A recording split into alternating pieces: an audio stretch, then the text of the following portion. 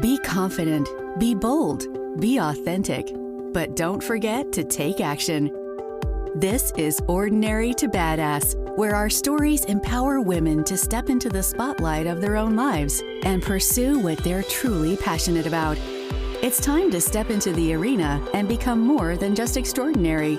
It's time to become a badass with your host, Marie Sonneman.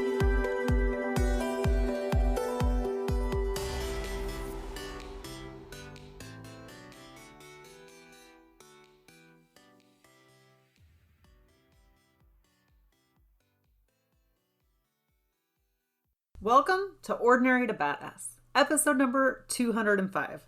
In this episode, you're going to hear from Tina McDermott. Tina is committed to helping people get healthy, vibrant, and free through her Finally Thin Forever coaching programs.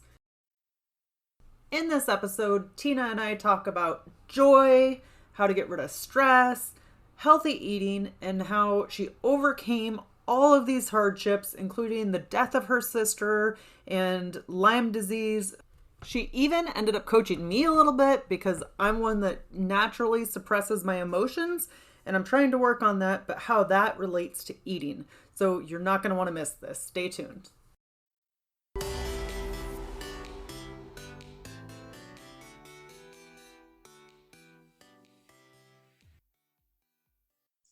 Welcome to Ordinary to Badass. Whether you're ordinary or badass, I am so glad you're here.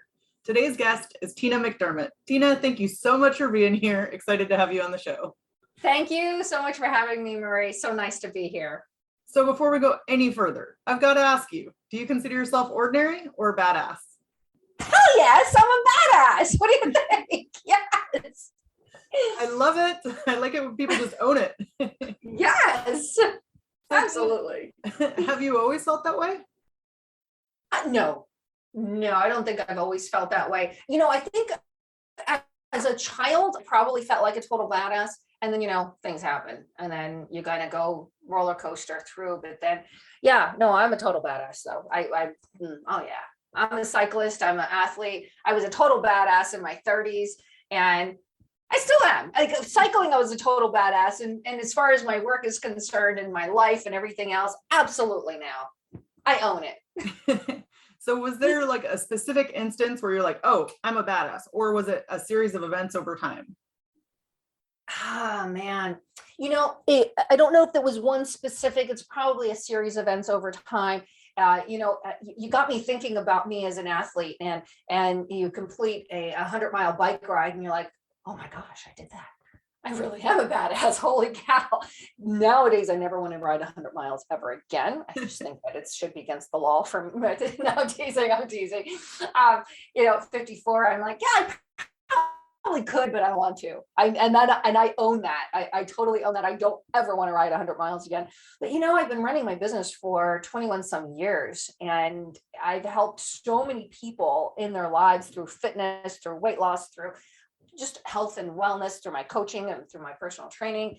And, I think it's an accumulation, and I've got this Speed Dial the Universe app, or it's a book that I write in. I journal every single day, and every single day I write down like what's great about my life, what's great about my business, what do I want, what do I want to manifest. And so it continuously builds my confidence. And so I think it's a lifelong things that happened over time to accumulate to who I am with my badassery. All right. I can't wait to dig in. I know this is going to be so much fun, but first, will you tell us a little bit about yourself? I could go on and on about myself. Let's just start with this. And when I was 19, my sister at 23 was diagnosed with breast cancer. So that was kind of predominant in our lives for a very long time because, she was very sick and went through the chemo. And then she lived for 20 some years after that, and then got stage 4. She passed away at the age of 48. I've outlived her by 6 years. I get chills every time I think about it. And, so that is one of the things that has started me with health and wellness and really wanting to help specifically women and men. I have a lot of men that I coach. And although I target women, men come to me. I love it. And that really started me wanting to help as many people as possible, that they can live disease free. They can live in joy. So that was one thing. And in my 30s, I found out that I had Lyme disease, learning that it was likely chronic since I was a kid, teenager. Always had cats that were indoor, outdoors, always had dogs, always had ticks on me because I was, I played hard. I love to play in the dirt. I still do. I can tell you a story the other day. I got dirt in my cleats on my bicycle. Anyhow, mud. I love mud. I love mountain biking. I love all of it. And so the Lyme disease really was a story of mine for a long time. 5 years, I'm over it. I'm done. I can go into detail if you want, but I don't need to unless you want me to. And I was able to heal myself through all of the health and wellness modalities that I know, the exercise, eating right, sleeping right, decreasing stress, all of those things. So those are a couple of my health journeys and what has inspired me. My other sister, she asked, why are you so driven to do what you do? And I said, Anna's our sister who passed away. I said, Anna's inspired. She's inspired me. And there's a picture of her behind my computer over here. So I always wave to her and say hello to her. She's my business consult as well. She's my business expert. So I always talk to her. And so it's her who has inspired me to be who I am right here, right now. And there's another piece to all of this. I think it was 27, and I was working in the corporate world. I was a travel agent for a very long time, traveled the whole world. I loved it. Even as a kid, I was going to Italy back and forth because my parents were born and raised. I know, I'm telling you a whole lot. And I decided that I didn't want to be in the corporate world anymore. I was done. I didn't feel free. I felt locked down. I felt I had to pay all these bills all the time. I hated it. Absolutely hated it. I needed to break free. I was free. I was going through a breakup with my second fiance. Yes, my second. And I just needed to go. So I quit my job and I read a book. Marie, have you ever heard of this book called What Color's Your Parachute? What Color's My Parachute? Have you ever heard of that book? I have. I love this book. Anyone who is looking to break free from whatever in their career, read the book. And I decided that I wanted to go back to Italy. And I did. Quit my job, went to Italy and guided bike trips for 5 years. And then I decided I wanted to come back to the States, and I did. And so those are some little snapshots of my life and a lot of who I am, right? Or has built to who I am now today. And yeah, badass that I am. I love that. I want to own it. So take us back to when you found out you had Lyme disease. And then when did you start taking action or doing research to try to figure out how you could heal yourself? Great. Okay. So I was already married. I was 35 years young.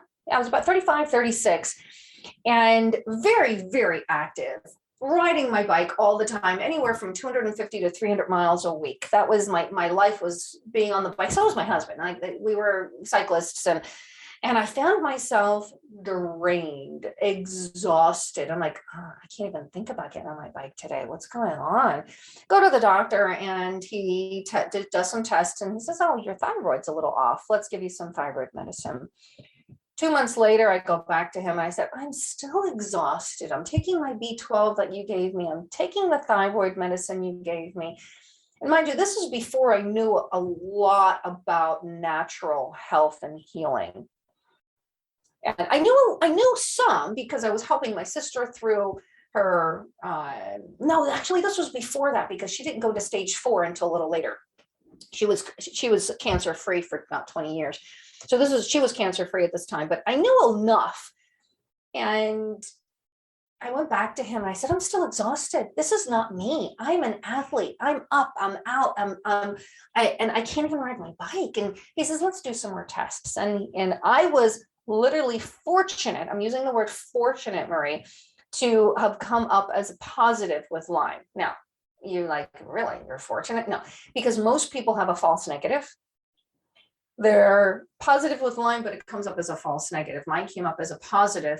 And from there, we were able to treat it. many people have this false negative and they can't treat it. They have to go by symptoms, and then they have to find the right doctor that will treat them. And it's a whole rigmarole. It's terrible to go through. So I started my journey with my general practitioner. I realized he didn't know much about Lyme. So I found a Lyme specialist doctor, went to him. He put me on all these antibiotics. Mind you, I'm going through this for several years of feeling good and then feeling lousy, and then feeling good and then feeling lousy. It was this up and down. It was terrible. And I said, this can't be life, that going on all these different antibiotics destroys your gut, by the way, totally destroys your gut. You have no good bacteria left in your gut, no matter how much you try to replenish in between all of the antibiotic series. And then I dove deep and I found natural protocols to eliminate the bacteria, the parasites, the co-infections, all of those things. And I was able to, through supplements, I stopped with the antibiotics, through not just supplements, but yeah, all supplements, and remembering to eat right, eating foods that walk, fly, swim, or grow, making sure I get my sleep, making sure I get moderate exercise, no more heavy exercise. It didn't do my body good. So I started exercising slowly and went up to moderate exercise, learning stress reduction techniques because I was riddled with anxiety. And back to the nutrition, I really had to learn I lived in nausea for so long, and I learned how to tame the nausea naturally without any medication. I don't want medicine in my body.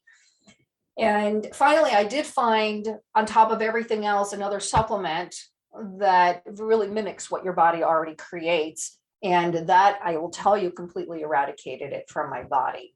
I still take that supplement to this day, along with a lot of other supplements. But that was pivotal in my life, that in my 30s. And I learned so much. They say, I actually have a great appreciation for Lyme and the disease and for what I went through, that I want to give hope to other people that there is a way through. Now, I don't make Lyme patients or Lyme clients. I don't make that part of my life because I don't want to make that my story. However, when people come to me for weight loss coaching, we tap into that and see what's going on. And could it be this? Could it be that? Could it be bacteria? Could it be parasites? Could it be viruses hidden?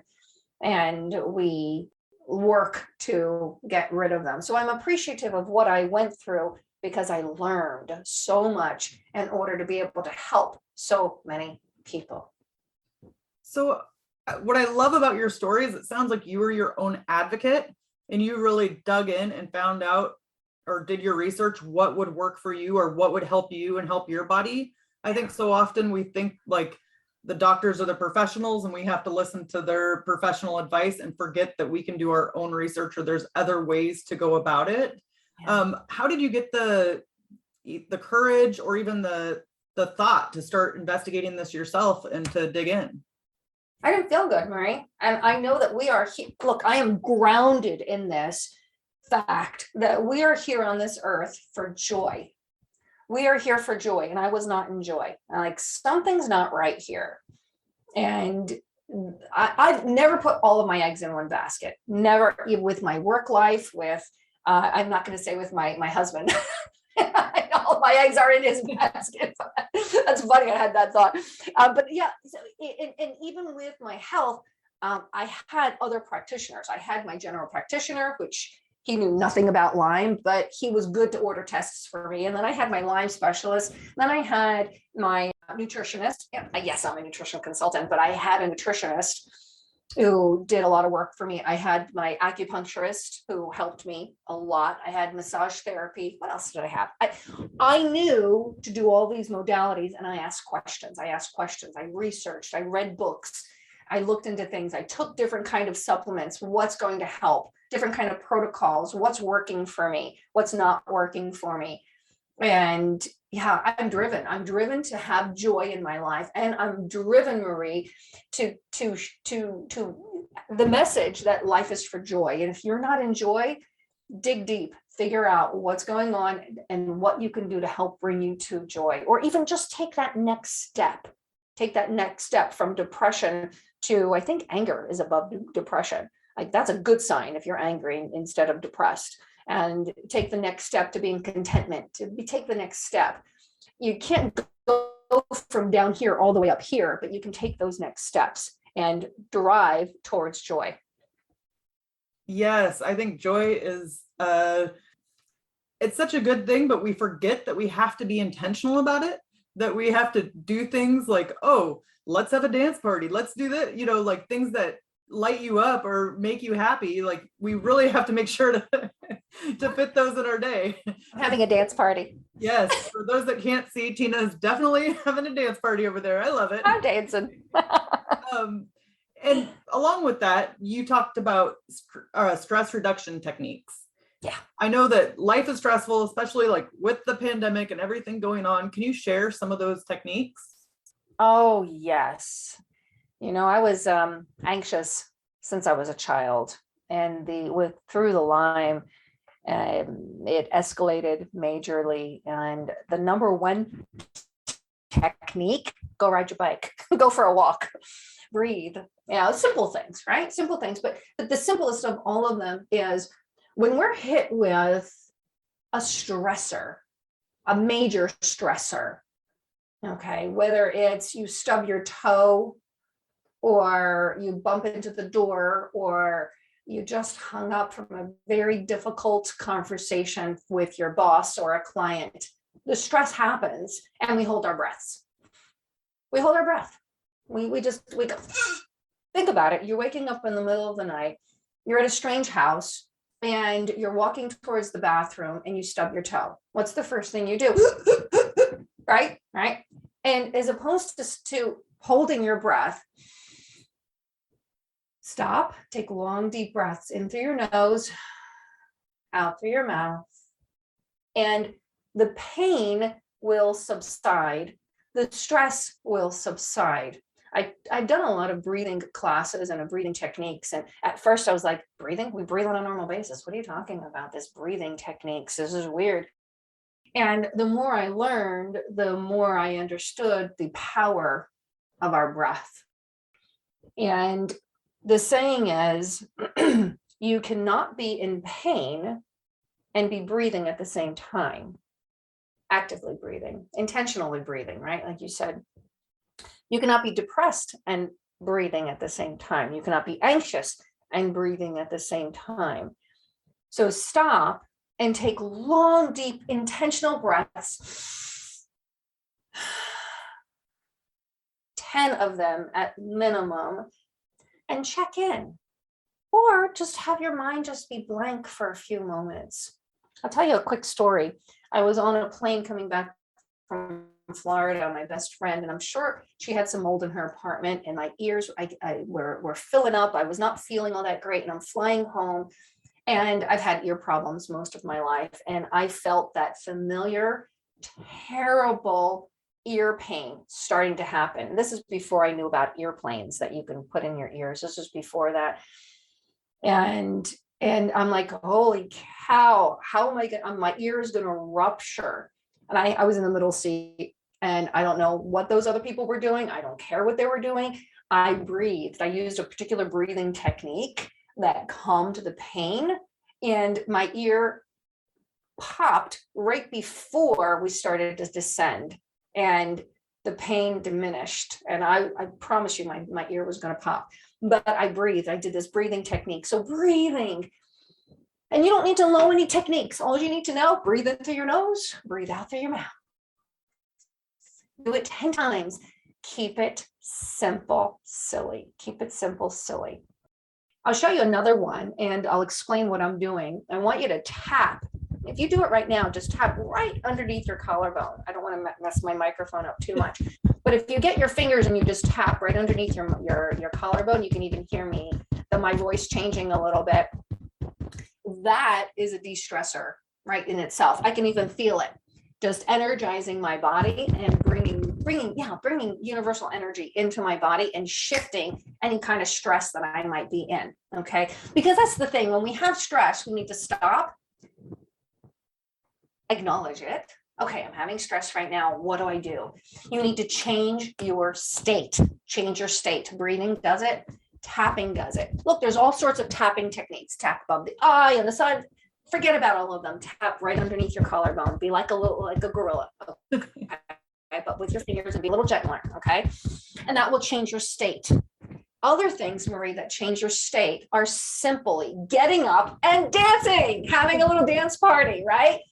Because when we're dancing, we're moving, we're having a good time, we're not thinking about the stressor, our bodies are detoxifying naturally with the movement, and we're naturally doing something across. When we're dancing, and we're naturally doing something called a cross crawl, where you cross the right side of the body to the left and the left to the right. Right brain talks to left brain talks to the right brain, resets your central nervous system, changes your state. Woohoo! And then once you've changed your state, then you can go back and go, oh, that was silly. That stressor, that was silly. I've got that. Other stress techniques: run up and down the steps, run around the block, go in the backyard, play with the dogs, pet the kitty. If you can't see, I have a kitty right behind me in a basket. And pet a kitty, pet your dogs. Do something different than what you're doing right now, and include the breath with everything. Include the breath. Marie, I've got one more stress busting technique that I want to, actually I've got many, but I'm going to give you one more. You ready? Yeah. I have a problem with counterclockwise, so I'm going to figure it out. Okay. So you've got stress and you've got all this negative energy in your atmosphere. What I want you to do is stand up and break up the atmosphere. I want you to clap your hands in a big circle in front of your face, in a big circle counterclockwise. The counterclockwise always kind of gets me, and it makes me think, and it makes me stay really present to right this moment as I'm clapping. Now I'm trying not to clap too loud for the microphone, but clap really loud, all in big circles. Okay. And that breaks up the energy as well. Okay. So those are some stress busting techniques, anxiety calming techniques that will make you feel healthy, vibrant, and free from that stress. Yeah. Yeah. And it's amazing how something so small, like, just breath or any of the things that you described, they're really small or simple techniques, but they can have massive impacts on your life. Massive. Yes. So how has that changed your life? I've always been anxious as a kid. Anxiety has, because of the Lyme, has come up and down, and it has calmed me. I know how to calm myself, and helped me live in the present moment as opposed to living in that stress, living right here, right now, because this is all we have. The present we have right here, right now. That's how it's helped me just come back to center and move forward with my life, with my career, I don't know, Marie, do we call it a career when you work for yourself? I don't know.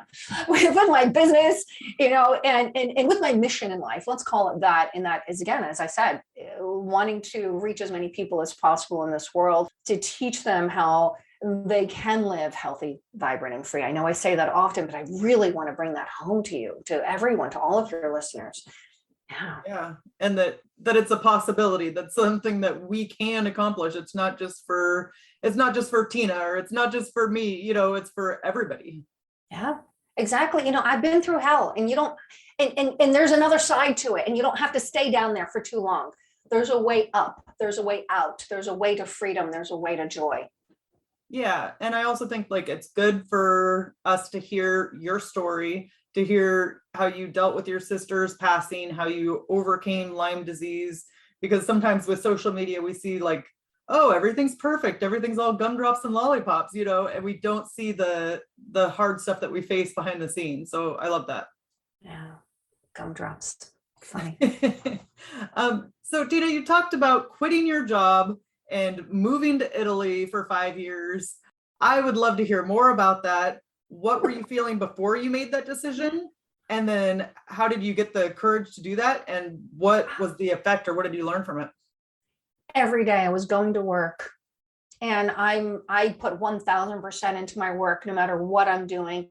And I would get on my bike afterwards, and I would go, and I had a breakup, and I just would ride my bike, and I booked a trip with a bicycle tour company in the United States. And I would just train for it. By the way, I was a smoker, at the time. I was a smoker, and I quit smoking. after I think I started smoking at the age of 12. Yeah, crazy. I quit at age of 27 when I did this trip that summer. And it changed my life because I decided that I was riding my bike. I was riding 40 miles that day, and I'd come back and I'd smoke a cigarette. And I'm like, what the heck is the matter with me? I need to quit. And I'm going to ride 100 miles on this particular bike trip. And that's what I quit for me. I didn't quit for anybody else. I finally quit. I went on this bike trip and I saw all these guides having a great time, and they were free and they were having fun. And I'm like, I want that. And I want to do that in Italy. I want to do that in Italy. I haven't been to Italy in 10 years. It's time. I need to go. And so I just kept calling until I found a bicycle tour company that wanted me. And I got a job with this one company. They were based out of France, but they had me doing some tours in France and Holland and also in Italy. I spoke the language, so it was a no-brainer, right? And yes, I went there and I just loved it so much. And I wanted to be completely in Italy. So I kept calling this other company and said, hey, you need me. and so I switched over to that other company for 3 more years. And then the last year I was a freelancer and for several different companies. And I had my own tour of the Tour de France with a partner of mine. So we did our own tours. It was fun. It was a lot of fun. I loved it. Did I answer your question? I think I got a little out there with my talking and thinking. What did you learn from it? That whatever you want to accomplish in your life, you can have it. I wanted to be free on my bicycle, wind in my hair, and I wanted a guide. I loved guiding bike trips, loved it. You can do whatever you put your mind to, period. You put your mind to it, believe that you can have it, you will have it. Learned that I can have whatever it is that I want in my life. And thank you for asking me that, Marie, because that reminds me right here, right now, again, reminding myself, my younger self to my older self, I can have whatever it is. And you can have whatever it is that you want in your life. Thank you. Yes, absolutely. And hey, I mean, you're inspiring me over here. I have been getting this itch to travel, but like I need to, make it happen so I can go travel for a year or something. So thank you. You're welcome. So I would like to pivot a little bit. I know that you talk about emotional eating, and that's something that many of us struggle with. So if you can talk a little bit about just emotional eating and how or steps we can take to overcome it. I love talking about emotional eating because I've been emotional eating most of my life. All of the things that I talked about to help you calm stress and anxiety are all the same modalities to use when you're emotional eating. Is recognize that you're eating that cupcake because you're upset about something. And we need to come to peace, not with the cupcake, not with the icing on the cupcake, not with all the chips and crackers you're eating, but we need to come to peace with what's going on underlying. And where are you feeling this in your body? There's a modality that I've been practicing for 4, maybe 5 years now called the peace process. And with all of my clients who have, we try the basic things, the breathing, everything that we talked about. And one of the deep dives is to do what I call the peace process that I'm certified in. I don't heal, I facilitate the healing for my clients. And it is so amazing when I take them through this peace process and they are free from that emotion that has driven them to eat. Would you like to know a little bit more about the peace process, how it works and such? Absolutely. Yeah. So I've done a lot of therapy through my life. And I hated when they wanted me to go back in time. I resisted it, don't want to do it. No. When I found this particular modality, the peace process, and I'll give Christian Michelson the kudos on that because he's the one who certified me and through his coaching programs. And when I found this, it's not about diving deep into whatever that issue is. It's not about searching through, close your eyes, let's take you back in time, hypnotize you. No, it's not finding what that is. It's looking deep inside of your body thinking about whatever you're going to eat that donut or cupcake, what's driving you to eat that? What's really eating you? And you think about that, or even thinking about eating the cupcake. You can start there and then find the feeling in your body. Yes, you close your eyes. We do some gentle breathing, no kind of breathing techniques here. You just breathe normal. And I have you just focus on the feeling and send it love. Send that feeling love. And I have you just focus on the feeling. That's it. You're not thinking about any events. You're not thinking about the donuts. You're not thinking about the cupcakes. You're not thinking about the client call that upset you. You're not thinking about any of that. All you're doing is focusing on the feeling, and you're focusing so much and giving yourself so much love that feeling can grow, it can shrink, and you allow it. You surrender to it. It can shift to different places, and that's movement, which is good. And eventually it releases. Eventually it releases, or not. Maybe you need another session and it'll release during another session. And that is when you don't feel that feeling any longer. When you look at that cupcake and you go, oh, I don't need that. I don't need that. I don't need any of those things. I'm fine. You literally are free from whatever it was, whatever those emotions were that were driving you to eat. It is so powerful, Marie. And I find that I can do it on myself, but it's so much better when I have somebody else facilitating the peace process with me or for me, that it releases a lot easier. It keeps me present with a feeling as opposed to the mind wandering, because we try to fix everything with our brains, right? We try to think our way through everything. And if you remove the thinking and allow and surrender to what you try to sweep under the carpet, if you just surrender to it and just allow it to feel, it's a beautiful and it's amazing. And that is how I help my clients overcome their emotions of eating. So how does that work with the whole, I know you said you have a coach or somebody to go through it with you, but there's not always a coach available when you have that cupcake right in front of you. So how does that work? How does that work? It's something that you would need someone in the beginning to teach you how to do it. I'm not going to tell you it's something you're going to be able to do by yourself. The modalities I gave you before, try those. And if you want to take it at the next step, by all means, I'm happy to take you through the peace process. I'm happy to do that for you too. Yeah. So it's basically like the coach will teach you the process and teach you the steps. And then later when you have that crisis, like the cupcake crisis or whatever it is, you just know the steps to go through to get through it. Once you get through it, Marie, you shouldn't go back. You wouldn't go back there again unless there's another emotional trigger that's driving you to eat that. So then we have to go back.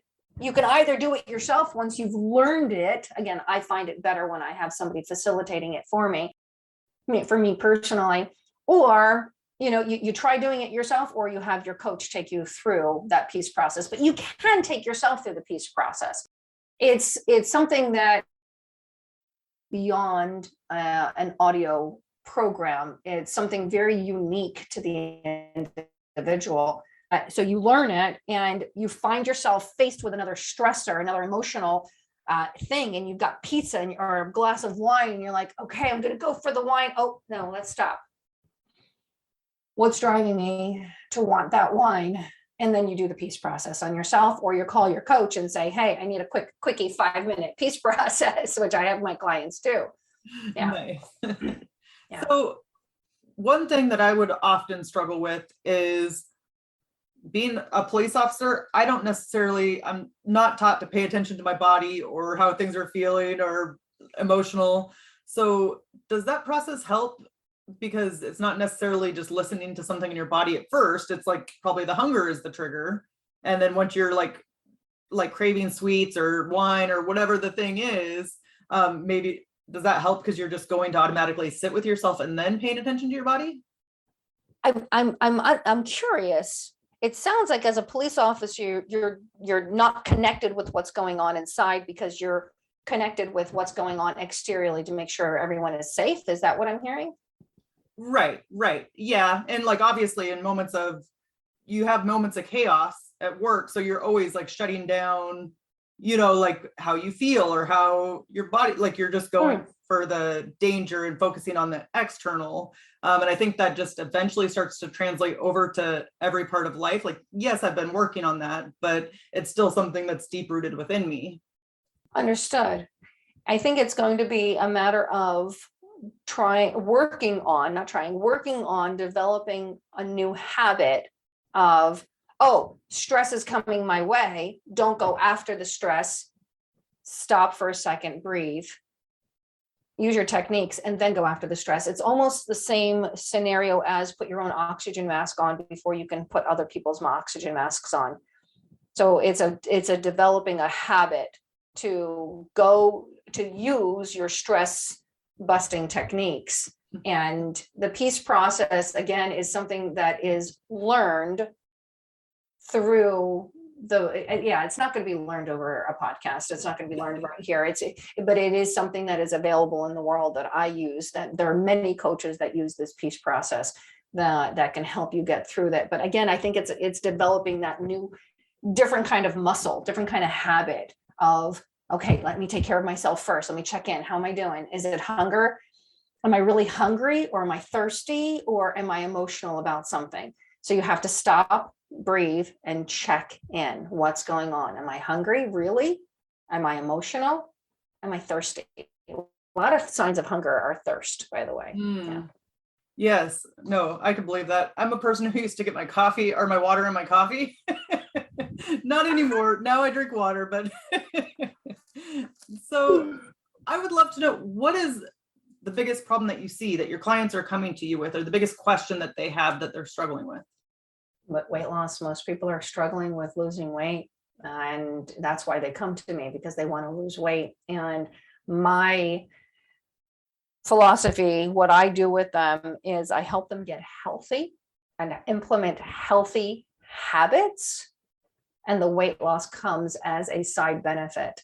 We don't tackle the weight loss right away. In my 30s, I did have programs that I would have you lose a pound a day, pound a day, pound a day, pound a day. And after you're done with the program, the weight comes all back on. I'm like, why didn't you follow what I told you to do? Because it was all the emotional problems, right? So we get healthy mind, mentally. We deal with that mental space, and physically. We get healthy mentally and physically.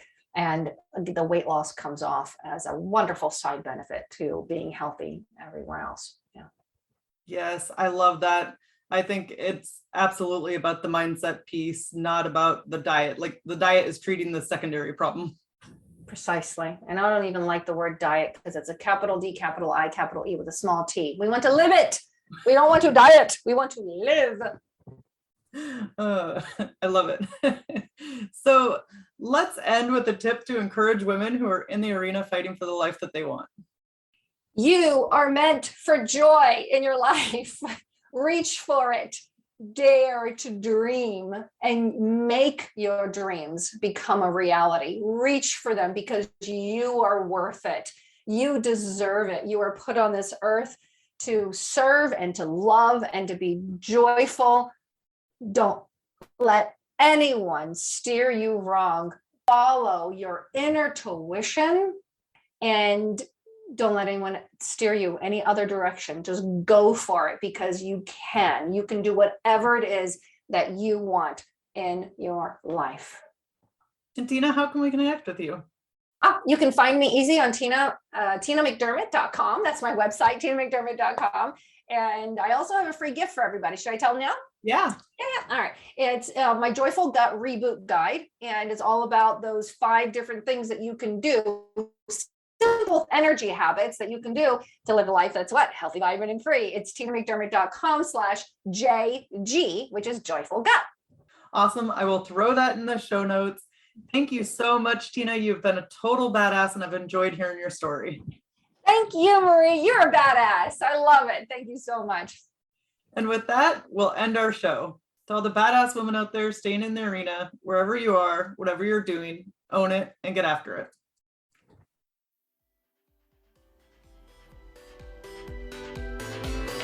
Now that you've listened to this episode of Ordinary to Badass, we want to hear from you. Go to our website, ordinarytobadass.com/podcast. and submit your own experience on how you took your life from ordinary to badass and get the chance to be on a future Spotlight episode of the show. That's ordinarytobadass.com/podcast. While you're waiting for the next episode of the show, wipe off the sweat, dust off the dirt, and get back in the arena.